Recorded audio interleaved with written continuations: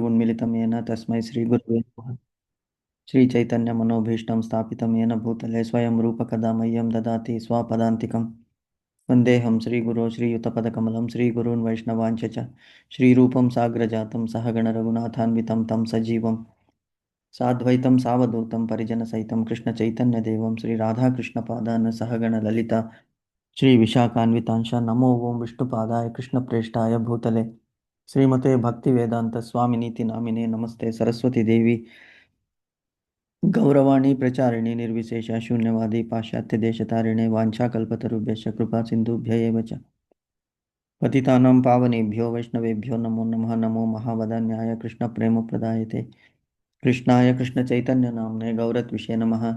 हे कृष्णा करुणा सिन्धो दीनबन्धो जगत्पते गोपेश गोपिकान्त राधाकान्त नमस्तुते तप्तकाञ्चन गौराङ्गी राधे वृन्दावनेश्वरी वृषभानुसुते देवी प्रणमामि हरिप्रिये नीलाञ्चलनिवासाय नित्याय परमात्मने बलभद्रसुभद्राय जगन्नाथाय ते नमः। जय श्री कृष्ण चैतन्य प्रभु नित्यानंद श्री अद्वैत गदाधर श्रीवासादि गौरभक्तवृंद हरे कृष्णा कृष्ण कृष्ण हरे हरे हरे राम राम राम हरे हरे हरे कृष्णा कृष्ण कृष्ण हरे हरे राम राम हरे कृष्णा कृष्ण कृष्ण हरे राम राम हरे हरे।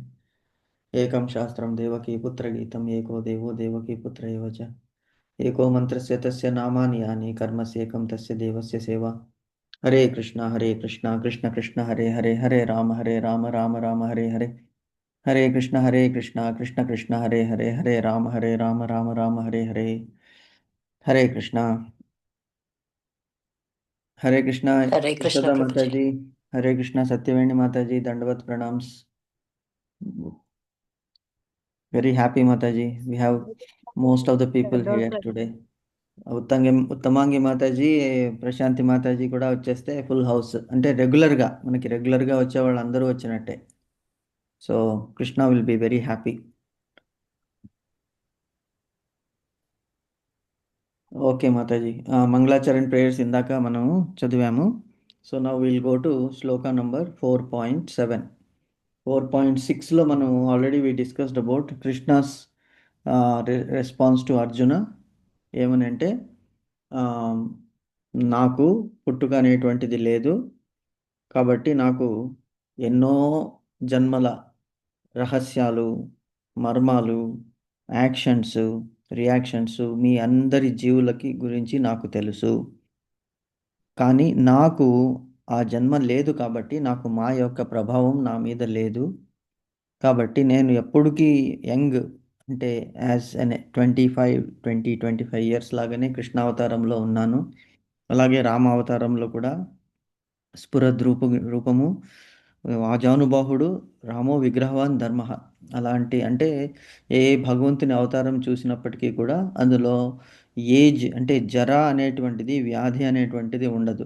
మరి జన్మము తర్వాత మృత్యు ఉంటుందా అంటే అది కూడా ఉండదు. జన్మం అంటే పుట్టడము, అతనికి పుట్టడం అనేటువంటిది లేదని భగవంతుడు చెప్పాడు కాబట్టి గిట్టడం అనేటువంటిది కూడా లేదు. ఇదే పరమ సత్యము అని మనం నిన్న అనుకున్నాం. ఎవరికైతే ఈ పరమ సత్యము అర్థమవుతుందో, అర్థం చేసుకుంటారో, అర్థము చేసుకుని ఒక ఇసుమంతైనా కూడా సందేహము లేకుండా ఉంటారో, వాళ్ళకి మోక్షం అనేటువంటిది తథ్యము అనేటువంటిది నిన్న మనం కంక్లూజన్లో చదివామన్నమాట. అది 4.9 శ్లోకాల కూడా మళ్ళీ ముందు చెప్తున్నాడు భగవంతుడు. సో నా పరమ సత్యాన్ని తెలుసుకోండి, నేనే స్వయంగా మీకు అనుగ్రహించడానికి నా మూల అవతారమైనటువంటి కృష్ణ అవతారాన్ని భూమి మీదకి తీసుకుని వచ్చాను, అవతరించాను. I appeared, I did not take birth. Taking మరి యశోద దేవకి ఏంటి వసుదేవలకి మరి కారాగృహంలో జన్మించాడు కదా, అంటే అది నిమిత్త మాత్రము, నామ మాత్రంగానే. కానీ భగవంతుడు వసుదేవ దేవకిలకి ముందే చెప్పాడు, చూడండి నా మూల స్వరూపం ఇది, మీరు నన్ను కోరుకున్నారు కాబట్టి ఏమని, పుత్రునిగా కావాలి అనేటువంటి 3 సార్లు కోరుకున్నారనమాట. సో ఆ 3 సార్లు కూడా భగవంతుడు, అంటే వాళ్ళు ఫస్ట్ ముందు పృష్ణి గర్భాన్ని ఫస్ట్ యజ్ఞనామక పరమాత్ముడు, తర్వాత వామన రూపుడుగా, తర్వాత ఇక్కడ శ్రీకృష్ణునిగా భగవంతుడు అవతరించాడు. ప్రభుజీ హరి బోల్. ప్రభుజీ మాతాజీ. సిక్స్త్ శ్లోకం పూర్తిగా చదవలేదు ప్రభుజీ. మనం ఏది మధ్యలో సెవెంతా? సగం ఆపేసాం ప్రభుజీ. సిక్స్త్ శ్లోకమే ప్రభుజీ. చదవలేదా? చదివా మాతాజీ తమ్ముడు. పూర్తిగా లేదు ప్రభుజీ. పూర్తిగా నేను సగం ఆపేశాక తర్వాత చదువుదాం ప్రభు మాతాజీ. ఇక్కడ వరకు ఆపేయండి, తర్వాత చదువుదాం అని చెప్పేసి అన్నారు ప్రభుజీ. చదివినట్టున్నాం కదా. అతని దేహాలు మారువేదాలకు అనుబంధ సాహిత్యం కూడా ధ్రువపరిచున్నది. అక్కడ వరకు ఆపేశం ప్రభుజీ. అతడు తన తల్లి ఎదుట చతుర్భుజాలతో 6 రకాల ఐశ్వర్యాలతో కానించి చదవాలి ప్రభుజీ. ఆ, చదవలేదు ప్రభుజీ. అంటే మీనింగ్ చెప్పేశారు కదా ప్రభుజీ, అంతా ఒకసారి చదివేస్తే అయిపోతుంది సరే, ఓకే, చదవండి మాతాజీ. ప్రభుజీ. అతడు చదవండి. తన తల్లి థ్యాంక్ యూ ఎదుట మాతాజీ. చతుర్భుజాలతో 6 రకాల ఐశ్వర్యతో నారాయణుగా అవతరించినట్టు శ్రీమద్ భాగవతంలో ఉన్నది.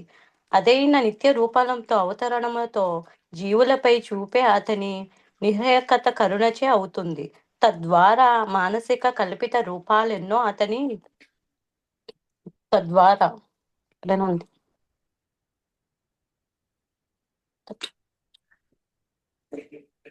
మానసిక రూపాలతో కల్ప రూపం లేదా ఊహా రూపంలో గాక యథా రూపంలో భగవంతుని ధ్యానించగలుగుతారు. నిరాకారవాది ఊహా రూపాలపై భగవంతుని రూపాలని పొరబడుతూ ఉంటాడు. విశ్వశోక నిగోఠాలవు ప్రకారము మాయా లేదా ఆత్మ మాయ అనే పదము భగవంతుని నిరోధక కరుణాలను సూచిస్తుంది. భగవంతుడు తన పూర్వక ఆరంభమే అంతరార్థనాల గురించి ఎరిగే ఉంటాడు. కానీ సాధారణం జీవుడు ఇంకొక దేహాన్ని పొందడం గాని జన్మ గురించి అంతా మర్చిపోతాడు. ఈ ధరణిపై ఉన్నప్పుడే ఎన్నో అద్భుతమైన మానవీయమైన కలాపాలు చేసే కారణంగా భగవంతుడే జీవులందరికీ ప్రభువు. అందుకే భగవంతుడు సర్వదా అదే పర్వతత్వమై ఉంటాడు. అతని రూపాన్ని ఆత్మ కంటే గుణానికి దేహానికి భేదం లేకుండా ఉంటుంది. అంతే అయితే భగవంతుడు ఈ ప్రపంచంలో ఎందుకు అవతరిస్తాడు, అంత అంతరార్థం అవుతుంది అనే ప్రశ్నకు ఇప్పుడు ఉన్నతమైతోంది. ఇది రాబోయే శ్లోకంలో వివరించబడుతుంది. Hare Krishna Prabhuji. Okay, Hare Krishna Mataji. Okay, thank you Mataji. Thank you for reminding. అంటే మనం అన్నీ చదివేసాము అని, అంటే చదవలేదు కానీ డిస్కషన్లో వచ్చింది మీరు మనకి కూడా. డిస్కషన్ చేస్తారు ప్రభుజీ, కాకపోతే అక్కడ వరకు ఆపేసి చదవలేదు okay, Prabhuji. Okay, very nice. Sorry perfect Prabhuji, Mataji. మధ్యలో yes, you are perfect, perfect student మీరు.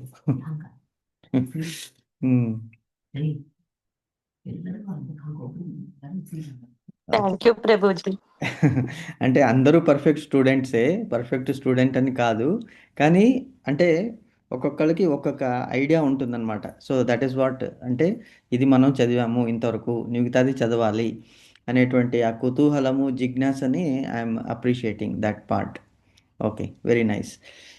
సో ఇది మనం will discuss and then go to shloka number 4.7. ఇక్కడ అంటే ఇంతకుముందు ఏమని చెప్పాము, భగవంతునికి జన్మ అనేటువంటిది లేదు కాబట్టి అతనికి ఆ స్మృతి విభ్రమం అనేటువంటిది జరగదు. అంటే స్మృతి అంటే భగవంతుడే ప్రతి ఒక్క రిని సృష్టించాడు, బ్రహ్మదేవుడి నుంచి చీమ వరకు అనంత విశ్వాలు. ఈ విశ్వం అనేటువంటిది ఇప్పుడు మనం చూస్తున్నది ఒకటి, అంటే మిల్కీ వే అని అంటారు కదా. ఈ మిల్కీ వేలో ఈ 9 ప్లానెట్స్, తర్వాత ఇందులో ఉన్నటువంటి ఏమిటి అసీమితమైనటువంటి స్టార్స్, ఒక్కొక్క స్టార్కి మళ్ళీ ఇంకొక గ్యాలాక్సీస్ ఉన్నాయని మనం ఆస్ట్రోనాట్స్ మన ఆస్ట్రోనమీలో మనకి చెప్తారనమాట. సో మనకి తెలిసింది సూర్యుడు, చంద్రుడు, నక్షత్రాలు, భూమి, పర్వతాలు, ఇందులో నదులు, ఇవన్నీ మనం చూస్తున్నాం. అంటే మన జ్ఞానానికి అంటే అంతే పరిమితి అనమాట, సీమితమైనటువంటి మన జ్ఞానం అన్నమాట. కానీ రీసెర్చ్ చేసేవాళ్ళు ఆ ఫీల్డ్లో వెళితే వాళ్ళకి ఆ ఫీల్డ్లో ఉన్నటువంటి విశేషాలు తెలుస్తాయి. మరి భగవంతుడే ఇది సృష్టించాడు, అలాగే ఎన్నో విశ్వాలని సృష్టించాడు. ఒక్కొక్కసారి బ్రహ్మదేవుడికి అంటే బ్రహ్మ వైవర్తన మాయ అనేటువంటిది ఒకటి ఉందన్నమాట. భాగవతంలో, శ్రీమద్ భాగవతంలో వస్తుంది. ఎప్పుడు మనకి ఇంతకుముందు కూడా డిస్కస్ చేశాము. శ్రీకృష్ణుడు తన బాల్య అవస్థలో గోపాలులతో పాటు గోవత్సలు అంటే దూడలని కూడా మేపడానికి తీసుకువెళ్తాడనమాట. తీసుకువెళ్ళినప్పుడు అంటే అంతకుముందు ఇంద్రునికి ఆల్రెడీ ఎక్స్పీరియన్స్ అయిపోయింది, అంటే ఇతడే భగవంతుడని.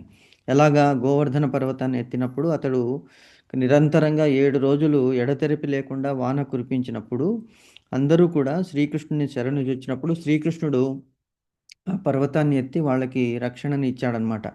అది తెలుసుకుని అది చూసి ఇంకా ఇతనే భగవంతుడని చెప్పేసి ఇంద్రుడు వచ్చి భగవంతుణ్ణి శరణు వేడి తన తప్పుని క్షమించమని అడుగుతాడనమాట.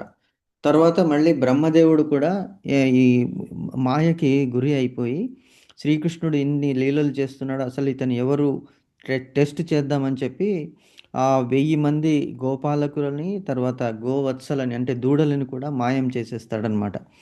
సో అప్పుడు శ్రీకృష్ణుడు చిరునవ్వు నవ్వి మళ్ళీ యథావిధిగా తానే ఆ 1000 అవతారాలని 1000 దూడలని కూడా తనలో తన రూపాలతో తన శక్తితో సృష్టించి మళ్ళీ యథావిధిగా వాళ్ళ వాళ్ళ స్థానాలకి వాళ్ళ వాళ్ళ ఇంటికి 1 సంవత్సరం పాటు అలాగ తీసుకెళ్ళి వస్తుంటారనమాట. సో ఎవ్వరికీ కూడా అనుమానం కానీ డౌట్ కానీ రాదనమాట, ఎందుకంటే it is created by Krishna. So తర్వాత ఇది తెలుసుకుని బ్రహ్మదేవుడు తనని క్షమించమని అడిగినప్పుడు శ్రీకృష్ణుడు బ్రహ్మదేవుడికి చూపిస్తాడు, నీవు చతుర్ముఖ బ్రహ్ముడవు, అంటే మనము వాళ్ళ ముందు అసలు we should not actually discuss, but we are very very small people, కానీ భగవంతుని లీల గురించి మనం డిస్కస్ చేస్తున్నామని చెప్పి ఎక్స్క్యూజ్ చేస్తూ ఈ పదాన్ని ఈ విషయాలని మనం డిస్కస్ చేసుకోవాలి. అంటే భగవంతుడు బ్రహ్మదేవునికి చెప్తాడనమాట, నువ్వు ఈ సృష్టిలో ఒక బ్రహ్మ చతుర్ముఖుడు అని, నువ్వు చతుర్ముఖ బ్రహ్మం అని అనుకున్నావు, కానీ నీకు చూపిస్తానని చెప్పి అనంత విశ్వాలలో 5 ముఖాల బ్రహ్మను, 10 ముఖాల బ్రహ్మను, 100 ముఖాల బ్రహ్మలను, 1000 ముఖాల బ్రహ్మలను, అనంత ముఖాల ఉన్నటువంటి బ్రహ్మదేవుడిని భగవంతుడు చూపిస్తాడనమాట.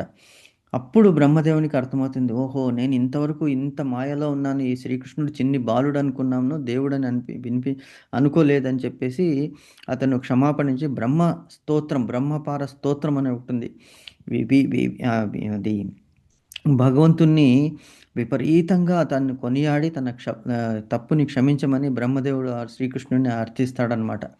ఎందుకు ఇది చెప్తున్నామంటే శ్రీకృష్ణుని అవతారము అటువంటిదన్నమాట, అది ఎవరికీ అర్థం కాదు.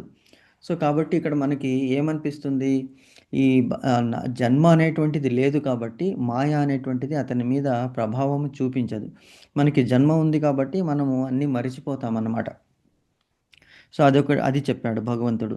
తర్వాత నేను ఎప్పటికీ యవ్వనంగానే ఉంటాను, అంటే జర వ్యాధి అనేటువంటిది నాకు రాదు, జన్మ మృత్యు అనేటువంటి క్వశ్చనే లేదు, కాబట్టి నాకు స్మృతి ఎప్పుడూ ఉంటుంది. కానీ కొంతమందికి ఏమిటి, నేను కూడా వాళ్ళ మధ్యలోనే తిరుగుతున్నటువంటి సామాన్య మానవుడని అనుకుంటారు. అది వాళ్ళు చేసినటువంటి కర్మల ఫలితంగా, వాళ్ళు చేసినటువంటి పాపాల ఫలితంగా నేను ఎదురుగా ఉన్నా కూడా నన్ను వాళ్ళు గుర్తించలేరు అనేటువంటి విషయాన్ని కూడా చెప్పాడు. అలాగే యశోదాదేవికి తన నోటిలో విశ్వరూపాన్ని చూపించాడు భగవంతుడు. అదే విశ్వరూపాన్ని అర్జునునికి చూపించాడు. విశ్వాన్నంతా యశోదాదేవికి చూపించాడు నోటిలో. మన్ను తిన్నావు తీయనాయన నోరు తెరవడంగానే నోరు తెరిచి అందులో స్టార్స్, ప్లానెట్స్ అన్నీ చూపించినప్పటికీ ఆవిడికి మూర్ఛ వచ్చేస్తుందన్నమాట. యథావిధిగా మళ్ళీ లేచి చూసినప్పుడు శ్రీకృష్ణుడు తన కుమారుడు బాలుడు అందంగా కనిపించినప్పుడు అన్నీ మర్చిపోతుందన్నమాట తల్లి. అలాగే ఆ విశ్వరూపాన్ని అర్జునునికి చూపిస్తాడు. ముందు మనం చూస్తాం అది.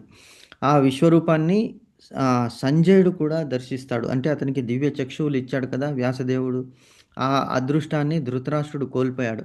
కానీ అతని సభలో ఎప్పుడైతే దుర్యోధనుడు బంధించడానికి చూస్తాడో శ్రీకృష్ణుని, అప్పుడు దివ్య రూపాన్ని, దివ్య చక్షువులని ధృతరాష్ట్రునికి ఇస్తాడనమాట, అతను ఎప్పుడో చేసుకున్నటువంటి పూర్వజన్మ సుకృతం వల్ల. సో తర్వాత వ్యాసదేవుడు నీకు దృష్టిని ఇస్తానయ్యా, యుద్ధం చూస్తావంటే అతను ససేమిరా వద్దు, దివ్యమైనటువంటి భగవంతుని రూపాన్ని చూసిన తర్వాత ఇంకా ఏమీ నేను చూడదలుచుకోలేదనేటువంటి మంచి డిసిషన్ తీసుకుంటాడనమాట అప్పుడు. సో ఇలాగ అంటే కొంతమందికి భగవద్ అనుగ్రహం వల్ల దర్శనము నిజరూపము మనకి కనిపించేటట్టు చేస్తాడు భగవంతుడు. సో అది ఇంతవరకు మనము చదువుకున్నాం అనమాట.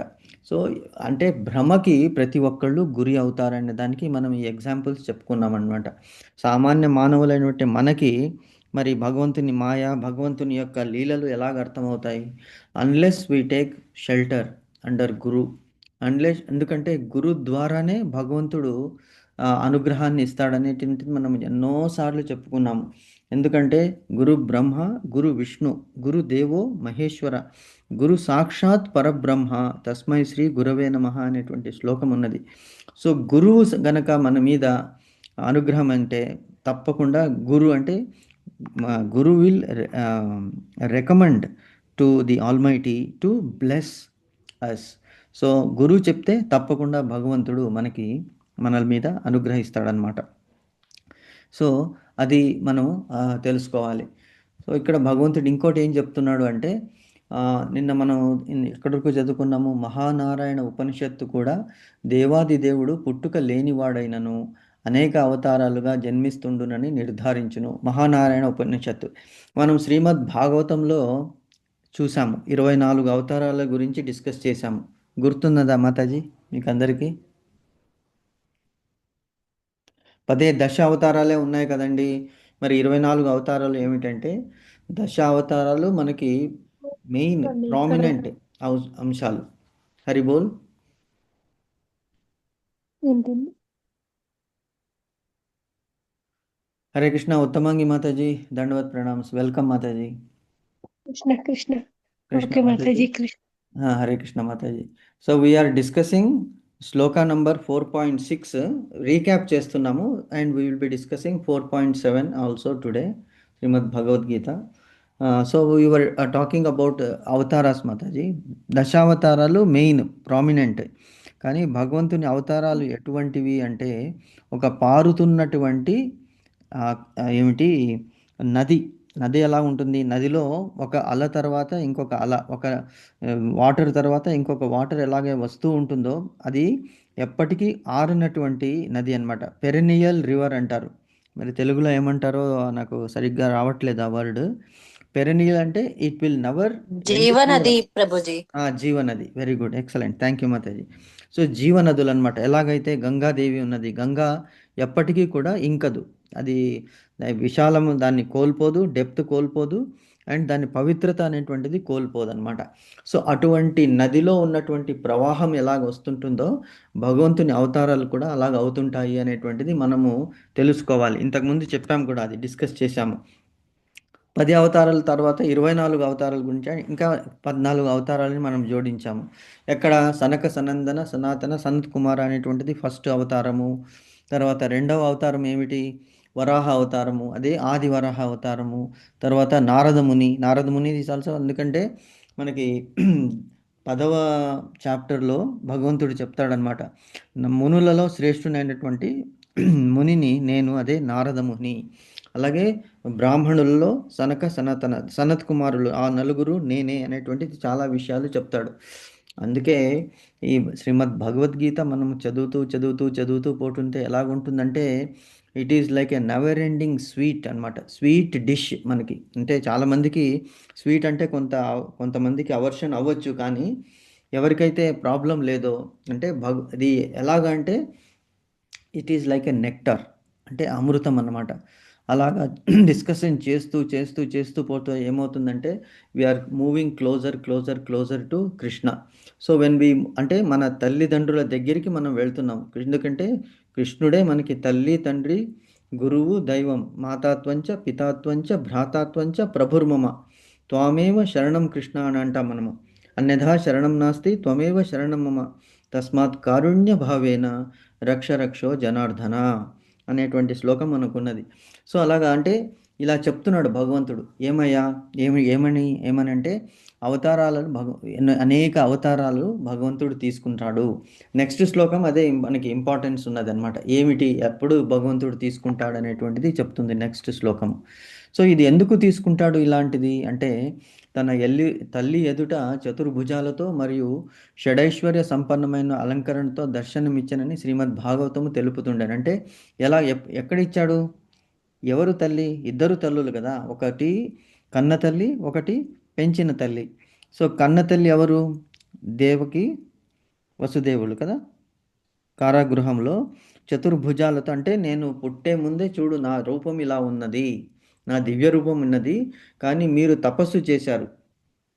సుతప అండ్ పృష్ణి అనేటువంటి వాళ్ళు తపస్సు చేసి భగవంతుడు అడిగాడు, మీ తపస్సుకి మెచ్చాను. 10,000 సంవత్సరాలు వాళ్ళు ఆహారాలు నిద్ర మానేసి తపస్సు చేశారనమాట. దానికి మెచ్చుకున్న భగవంతుడు ఏమి కావాలి మీకు, కోరుకోండి అంటే, భగవంతుని చూడంగానే అన్నీ మరిచిపోయి పుత్రం దేహి పుత్రం దేహి పుత్రం దేహి అని 3 సార్లు అడుగుతాడు. ఎటువంటి పుత్రుడు అంటే, నీలాగే ఉండేటువంటి పుత్రుడు మాకు కావాలి అంటే, అంతటి అవ్యాజమైన ప్రేమ అనమాట. భగవంతుని చూడగానే మనం మిగతావన్నీ మర్చిపోతాం. అలాగే ధ్రువ మహారాజు కూడా, ధ్రువుడు చిన్న బాలకుడు అయినప్పుడు భగవంతుని చూడగానే అన్నీ మర్చిపోయాడు. అతనికి మాట కూడా రాలేదన్నమాట. హృదయంలో ఉన్నటువంటి ఆ దివ్యమైనటువంటి రూపాన్ని ఒక్కసారి భగవంతుడు ఎదురుగా వచ్చి నిలిచినప్పటికీ కూడా ఆ బాలుడు కళ్ళు తెరవలేదు. అంటే ఆ హృదయంలో ఆ ప్రకాశిస్తున్నటువంటి రూపాన్ని ధ్యానిస్తూ ఉన్నాడనమాట ధ్రువుడు. సరే అని చెప్పి ఒక్క నిమిషము ఆ రూపాన్ని భగవంతుడు మాయం చేశాడు.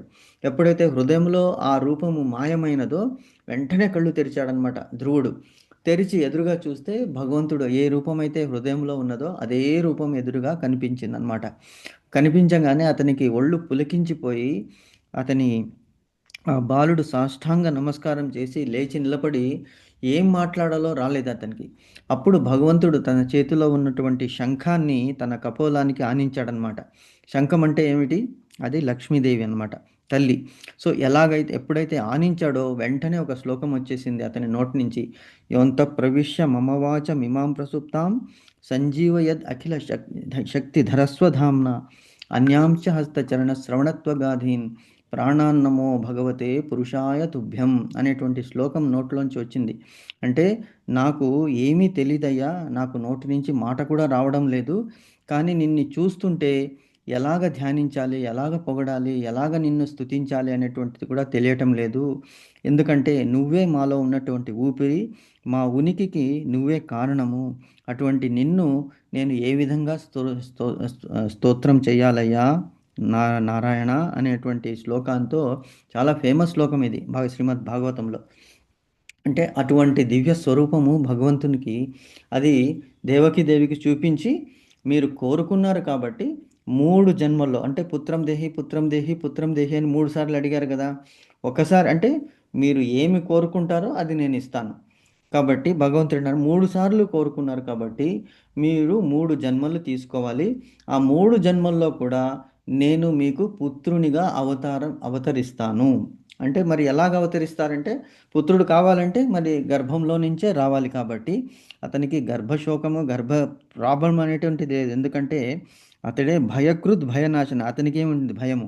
ఏమీ భయం లేదనమాట. సో కాబట్టి అక్కడ జన్మించాడు అనేటువంటిది మనం తెలుసుకోవాలి. అంటే why we are discussing this is first to convince our selves ఎందుకు కన్విన్స్ చేయాలి అంటే, ఇంతకు ముందు 6th శ్లోకంలో నిన్న కంక్లూజన్ చెప్పాము. ఏమని? భగవంతునికి జన్మం అనేటువంటిది లేదు. మరి ఇక్కడ జన్మించాడు కదా అంటే, అది జన్మ కేవలము అతని లీల. అది యాక్చువల్గా అంటే శుక్ల శోణిత సంబంధంతో పుట్టేటువంటి బిడ్డ కాడు భగవంతుడు అనేటువంటిది. అంటే భర్త భార్య కలయికలతో పుట్టేటువంటి బిడ్డ కాదు భగవంతుడు. అతడు దివ్య అవతారంతో దేవి గర్భంలో ఆ చతుర్భుజమైనటువంటి విష్ణువు తన అంశాన్ని అందులో పెట్టాడు అనేటువంటిది మనం తెలుసుకోవాలి. This should be very very clear for all of us. ఎవరైనా అడిగినా we should be able to convince them. మనం విని కూడా వాళ్ళని కన్విన్స్ చేయలేకపోతే, వాళ్ళు ఒకవేళ ఆర్గ్యూ చేస్తే, don't try to convince them. మీ బాధ్యత మీరు నిర్వహించారు అంతే. And if they start talking about something which we do not appreciate, leave that place. ఇది మనకి గురువులు ప్రతిసారి చెప్తున్నారు. మనకి ఇష్టమైన వాళ్ళు, మనము ప్రేమించేటువంటి వాళ్ళకి మంచి జరగాలి, వాళ్ళకి తెలుసుకోవాలి అనేటువంటి ఉద్దేశంతో, వాళ్ళు మన ఇంటి ఫ్యామిలీ మెంబర్స్ కావచ్చు, ఫ్రెండ్స్ కావచ్చు, రిలేటివ్స్ కావచ్చు, ఎప్పుడైనా డిస్కషన్ వచ్చినప్పుడు మనకి తెలిసి కూడా మనం తెలియనట్టు ఉంటే మనం మహా అపరాధం చేస్తున్నాం. సో మనకి ఏమైనా తెలుసు, భగవంతుడు శుక్లశోణిత సంబంధంతో జన్మించినటువంటి వాడు కాదు, భార్యాభర్తల కలయికతో పుట్టినటువంటి బిడ్డ కాదు. కాబట్టి అది భగవంతుని దివ్య స్వరూపము. అతని అంశ దేవకి దేవి గర్భంలో వచ్చింది కాబట్టి అతనికి అవతారం అనే పేరు. ఎందుకు? అంతకు ముందే దర్శనమిచ్చాడు కాబట్టి అది దివ్యమైనటువంటి అవతారం అనేటువంటిది మనం చెప్పాలి. ఇదే పరమ సత్యము. పరమ సత్యం ఏమిటి? అతనికి జన్మ లేదు, మృత్యువు లేదు, జర లేదు, వ్యాధి లేదు. అతనే సర్వకారణ కారణం. ఈశ్వరో పరమో కృష్ణ సచ్చిదానంద విగ్రహ అనాదిరాదిర్ గోవింద సర్వకారణ కారణం అనేటువంటిది మీరు ఆ శ్లోకాన్ని బైహార్ట్ చేసేసేయాలి ప్రతి ఒక్కళ్ళు కూడా. అది చేస్తే ఎప్పుడు మనలో అది we will retain that. So అది ఈ శ్లోకంలో మనం భగవంతుడు నిన్న మనం చూపించాం కదా, మనం ఒక స్లైడ్లో కూడా మీకు చూపించాను.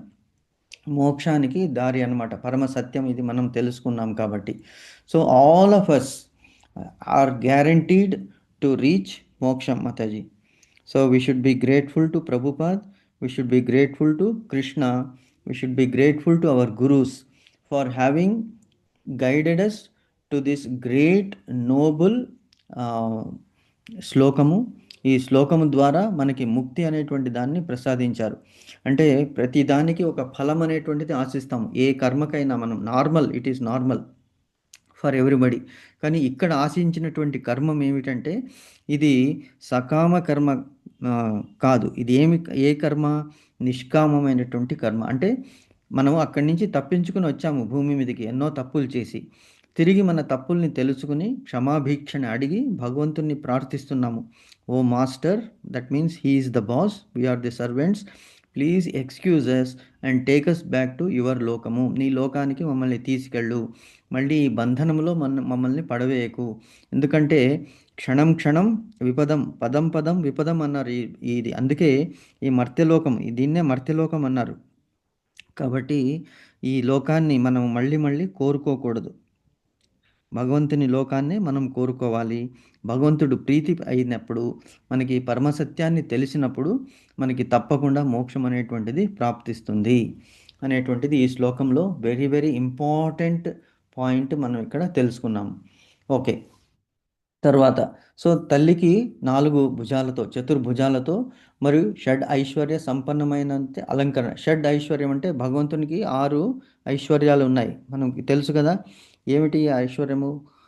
సౌందర్యము, బలము, కీర్తి, సంపద, తర్వాత యశస్సు, వైరాగ్యము.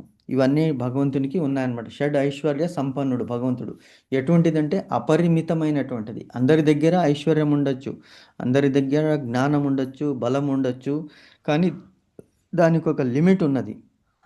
ఒకళ్ళ తల దన్నేవాడు ఒకడుంటే తాటి దన్నేవాడు ఒకడు ఉన్నాడు అంటాడు. అంటే తల మించిన వాడు తాటి చెట్టుని తన్నేటువంటి వాడు కూడా ఒకడు ఉంటాడు అనేటువంటిది ఉన్నది. కానీ భగవంతునికి ఈక్వల్ ఎవరు లేరు. When there is nobody equal to the God, there will be nobody above him అనేటువంటిది ఇందులో చెప్తున్నాడు అనమాట. సో ఇది శ్రీమద్ భాగవతంలో చెప్తున్నారనమాట. తర్వాత మాతాజీ ఏమంటున్నదంటే అందరికీ అన్నీ ఉండదు, ఉన్నా కూడా దానికి లిమిట్ ఉంటుంది అనేటువంటిది she want me to convey to all of us. So అందరికీ ఉండొచ్చు, కొంతమందికి విపరీతమైన ధనం ఉండొచ్చు కానీ విద్య లేకపోవచ్చు, కొంతమందికి విపరీతమైనటువంటి విద్య ఉండవచ్చు కానీ ధనము లేకుండవచ్చు, కొంతమందికి చాలా అందం ఉండవచ్చు కానీ ఏమున్నది, ఆ అందానికి తగినటువంటి లగ్జరీస్ ఉండకపోవచ్చు. చూస్తూనే ఉన్నాం మనం. సో ఇలాగా సో అది యశస్సు, ఇవన్నీ కూడా యశస్సు ఉండొచ్చు కానీ విద్య లేకపోవచ్చు. So many things are there. So discuss చేస్తూ పోతే దానికి ఎండ్ లేదు. కానీ సో అతను ఆది అయిన మూల స్వరూపముతో అవతరించటకు జీవులపై అతనికి గల అవ్యాజ కృపయే కారణము. అంటే అవ్యాజ కృప అంటే ఏమిటి? అహేతుకి కృప అంటాడు. హేతుకి అంటే కారణం వల్ల కృప. ఎలాగా? చిన్న పిల్లవాడు కానీ పాప కానీ ఉన్నది, వాళ్ళ మీద తల్లికి ఎందుకు కృప అంటే అయ్యో పాపము, ఏమీ చేసుకోలేదే, ఏమన్నా అవుతుంది, బిడ్డని మనం చూసుకోవాలి. అది ఎటువంటి ప్రేమ? అహైతుకి ప్రేమ. అంటే బిడ్డ ఇలా ఉంటుందని తల్లి ప్రేమ అనమాట. అలాంటి ప్రేమనే భగవంతుడు మన మీద చూపిస్తాడనమాట. సో దానితో వారు వివిధ మనోకల్పిత రూపాలను కాకుండా యథార్థ రూపమున భగవంతుని ధ్యానించగలుగుదురు. ఇప్పుడు మనకి చూడండి, భగవంతుని అహైతికి కృప మన అందరి మీద ఉన్నది. సో కొంతమంది మన గ్రూప్లో ఉన్నారు, కానీ ఏమిటి, they are not able to join for various reasons. అలాగే మనం లాస్ట్ సాటర్డే కూడా మనము నేను అంటే because of me you are deprived of that Bhagavatam class. అంటే ఏదో ఒక రీజన్ అనమాట మనకి ఆ లింక్ అనేటువంటిది ఒక్కొక్కసారి మనకి కంటిన్యూటీ ఉండదు. అది అప్పుడు మనం ఇంకా ఎక్కువగా మనం కృషి చేయాలన్నమాట. సో మేబీ ఆ టైంలో రిసెప్షన్ కానీ ఆ టైంలో వెడ్డింగ్ లేకుంటే బాగుండునేమో, ఇంకొక రోజు ఉంటే బాగుండునేమో అనేటువంటిది మనం కోరుకుంటూ ఉండాలి. అట్లీస్ట్ ఇన్ ఫ్యూచర్ మన క్లాస్కి ఎటువంటి విఘ్నము రాకుండా చూడు తండ్రి అనేటువంటిది భగవంతుని మనం కోరుకోవాలన్నమాట. సో అది భగవంతుడు అవ్యాజ కృపతో కరుణిస్తాడనమాట. సో ఇది ప్రేమకి తార్కాణం. భగవంతుని యొక్క ప్రేమ మన మీద ఉన్నది. సో మనం భగవంతుని నామం తలుచుకోవాలన్నా, భగవంతుని రూపం గురించి చింతించాలన్నా, అతని లీలల గురించి ధ్యానించాలన్నా, నోటిలో నుంచి భగవంతుని నామము రావాలన్నా, శ్రీకృష్ణ, హరి, వాసుదేవ, ముకుంద, మాధవ, గోవింద అనేటువంటి నామాలని మనం పలుకుతూనే ఉండాలి. అప్పుడు పలుకుతూనే ఉంటే ఇట్ బికమ్స్ పలికి పలికి పలికి మనకి it goes in to our subconscious mind. So లేచినప్పుడు లేచిన వెంటనే కృష్ణ అనేటువంటి పదం నోట్లోంచి వచ్చేస్తుంది. కూర్చున్నప్పుడు కృష్ణ, లేచినప్పుడు కృష్ణ. అందే ఒక ఇది పాట కూడా ఉన్నది కన్నడలో, కృష్ణ కృష్ణ కృష్ణ అని 3 సార్లు అనండి, కష్టం అనేటువంటిది మీకు లేదు. అలాగే మీరు ఎప్పుడెప్పుడు కృష్ణ అనాలంటే లేచినప్పుడు, కూర్చున్నప్పుడు, ఏదైనా తట్టుకుని కింద పడిపోతున్నప్పుడు, ఆర్ ఏదైనా భారం ఎత్తుతున్నప్పుడు, ప్రేమగా భార్యాభర్తలు ఉన్నప్పుడు, పిల్లలను ముద్దాడుతున్నప్పుడు, భోజనం చేస్తున్నప్పుడు, నీళ్లు తాగుతున్నప్పుడు, ప్రతి నిమిషము భగవంతుని నామస్మరణ అనేటువంటిది చేసుకుంటూ ఉండాలి. అది కూడా భగవంతుడే కల్పిస్తాడనమాట. సో ఇటువంటి అప్పుడు ఎలాగంటే ఎలాగైతే చిన్న పిల్లలు తల్లినే అమ్మ అమ్మ అమ్మ అంటుంటారు కదా, ఆ అమ్మ అమ్మ అని విని విని విని తల్లికి ఏమవుతుంది, ఆ పిల్లవాడు పడుకున్నప్పుడు కూడా అమ్మ. ప్రభుజీ, హరిబోల్. మాతాజీ. ప్రభా మాతాజీ ఇన్వైట్ చేయమంటున్నారు ప్రభుజీ. చేశాను Mataji. Sorry Prabhuji. No problem Mataji. So అంటే ఎలాగా యద్భావం తద్భవతి అన్నాడు. ఎలాగైతే భావం ఉన్నదో అలాంటి అనుభవం మనకు వస్తుంది. అంటే తల్లి మీద పిల్లకి ఎటువంటి, పాపలకి ఎటువంటి ప్రేమ ఉన్నదో దానిని మించినటువంటి ప్రేమ తల్లికి పిల్లల మీద ఉంటుంది. అదే భగవంతుని అవ్యాజ ప్రేమ, అవ్యాజ కృప అనేటువంటిది ఇక్కడ చెప్తున్నాడు అనమాట. సో ఇన్ని విషయాలు చెప్పాడు భగవంతుడు. ఏమిటి అంటే, నాకు ఎందుకయ్యా గుర్తున్నది అంటే, నాకు మీరందరూ కూడా పిల్లలు, నా బిడ్డలు కాబట్టి బిడ్డల యొక్క యోగక్షేమమే నా ధ్యేయము అని మీకు నేను ఎప్పుడూ మిమ్మల్ని రక్షిస్తుంటాను. మీ గురించి నాకు ఎప్పుడూ మీ జన్మలు, మీ కర్మలు నాకు గుర్తుంటాయి. మీ జన్మలలో చేసినటువంటి కర్మలకి అనుసారంగానే మీకు ఫలితాలని నెక్స్ట్ జన్మ అనేటువంటిది ప్రసాదిస్తాను అనేటువంటిది భగవంతుడు చెప్తాడనమాట. సో ఇంకేం చెప్తున్నాడు ఇక్కడ, అవ్యాజ కృప గురించి మనము చెప్పాము. శ్రీకృష్ణ భగవానుడు తన పూర్వావతారాలను మరియు వాటి అంతర్ధానాలని ఎరిగి ఉండును, కానీ సామాన్య జీవుడు నూతన దేహమును పొందినంతనే తన గత జన్మలను కూడా పూర్తిగా విస్మరించును. ఇది మనం డిస్కస్ చేశాము. ఎందుకు, మాయాదేవి ప్రభావం వలన ఎప్పుడైతే భూమి మీద మన దేహం తాకుతుందో we will forget everything about our past birth, జన్మలు, పాత జన్మల గురించి అన్నీ మర్చిపోతాము. ఆ జన్మల్లో న్యాచురల్లీ ఏమున్నదో మనకి తెలీదు. సో భగవంతుడు ఈ భూమిపై నిలిచి ఉన్నప్పుడు అనేక అద్భుతాలు మరియు మానవాతీత కర్మలను చేసినందున భగవానుడు జీవులకు ప్రభువుగా, ఈశ్వరుడుగా తెలుపబడెను. అంటే only God can do many things, or God can do any things, not many things, he can do any things and everything. అదే ఆ శ్లోకం ఉన్నది కదా, ఈశ్వరో పరమో కృష్ణ సచ్చిదానంద విగ్రహ అనాదిరాదిర్ గోవింద సర్వకారణ కారణం. అన్ని కారణాలకి కారణము భగవంతుడే. తేన విన తృణమపి న చలతి అనేటి ఒక శ్లోకం ఉన్నది సంస్కృతంలో. తేన విన తృణమపి న చలతి. తేన అంటే నువ్వు, అంటే ఎవరు, భగవంతుడు. వినా నీవు తప్ప, అంటే నీవు లేకుండా, నీ అనుజ్ఞ లేకుండా. తేన విన నీ అనుజ్ఞ, నీ ఆజ్ఞ లేకుండా. తృణము అంటే గడ్డిపోచ. తృణమపి తృణము కూడా, అపి అంటే కూడా. తృణమపి నా చలతి అంటే గడ్డిపోచ అటు ఇటు ఊగాలన్నా కూడా గాలి రావాలి. ఆ గాలి ఎప్పుడు వస్తుంది? భగవంతుని మనస్సు తెలుసుకొని వాయుదేవుడు సంచరిస్తాడనమాట. ఓకే, ఇలాగ వెళ్ళు, ఇలాగ వెళ్ళాలి అనేటువంటిది ఆ వాయుదేవునికి కూడా భగవంతుని మనస్సు ఎలాగ ఉందో ఆ మనస్సుని అర్థం చేసుకుని వాయుదేవుడు అక్కడక్కడ ఆ గడ్డిపోచని కూడా అటు ఇటు ఊగిస్తాడు. అంటే గడ్డిపోచనే అటు ఇటు ఊగిస్తాడు అన్నట్టే. అంటే భగవంతుని ఇచ్ఛాశక్తి ప్రకారం అలా ఊగిస్తాడంటే మరి మానవులు మనము 100 సంవత్సరాలు 120 సంవత్సరాలు ఉన్నప్పుడు ప్రతి నిమిషము కూడా మనకి ఏమి జరగాలి, ఏది మనకి మంచిది, ఏది మనకి చెడు అనేటువంటిది భగవంతునికి తెలియకుండా ఉంటుందా? కాబట్టి హీ నోస్ ఎవ్రీథింగ్. సో అందుకని మనము సర్వం శ్రీకృష్ణార్పణమస్తు అనుకోవాలి ఎప్పుడైనా. అంటే నీ మనసులో ఏది వచ్చిందో అది నా మనసుకి రాని, నీ మనసులో ఏమొచ్చిందో నా మనసులోకి వస్తే నాకు అప్పుడు హ్యాపీనెస్ అనే ఉంటుంది, దుఃఖం అనేటువంటిది ఉండదు అనేటువంటిది మనము తెలుసుకోవాలన్నమాట. తూ ఓ తూ ఏ సోచ్తా హై, అదే హిందీలో ఏదో ఉంది, అది గుర్తుందా నీకేమన్నా చిన్న? తూ ఓ సోచ్ జో భగవాన్ సోచేగా, తూ ఏదో ఉందండి, గుర్తు రావట్లేదు. అంటే నువ్వు భగవంతుడు ఏమి తలుచుకుంటాడు అనేటువంటిది, అంటే నీకు ఏమి జరగాలి, ఏమి కావాలనుకుంటే భగవంతుని మీద వదిలిపెట్టు. ఒక ఎగ్జాంపుల్ కూడా మనం ఒక స్టోరీ కూడా చెప్పాము, చిన్న స్టోరీ. అంటే ఒక బాబు ఒక దుకాణానికి వెళ్ళి షాప్ కీపర్ దగ్గర, షాప్ కీపర్ ఇస్తుంటాడు అనమాట చాక్లెట్స్ అందరి పిల్లలకి ఆ రోజు చిల్డ్రన్స్ డే. సో అందరూ ఆ షాప్ కీపర్